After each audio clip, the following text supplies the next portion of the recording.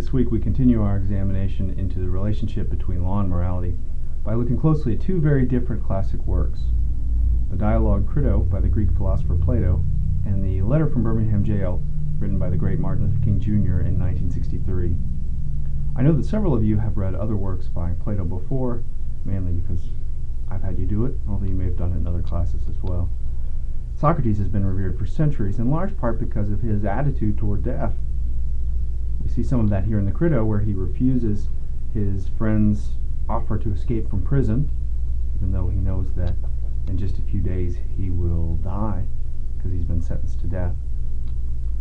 In another dialogue called the Apology, he explains why he would rather die than stop dedicating his life to philosophy. And in still another dialogue, the Phaedo, he calmly drinks the hemlock, the poison, and dies while his friends around him are weeping, and yet he always maintains his composure. Martin Luther King Jr. should need no introduction, but you can see in this letter both the brilliant reasoning and the deep moral conviction that helped him transform our nation. Our broad topic this week is whether there is a moral obligation to obey the law.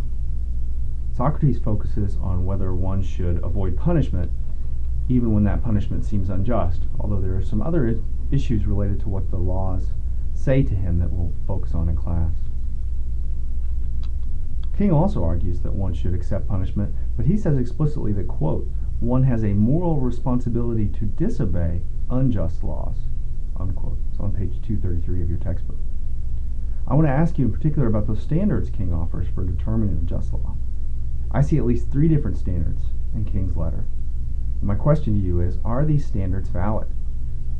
How useful are these in general, either for those who share King's religious beliefs or for those who don't? Post your answer to the WebCT discussion, and this week I want you to post by Sunday. We had a lot of people wait till the last minute last week, so this week we're going to try setting a Sunday deadline. So thanks. I look forward to seeing you in class on Tuesday.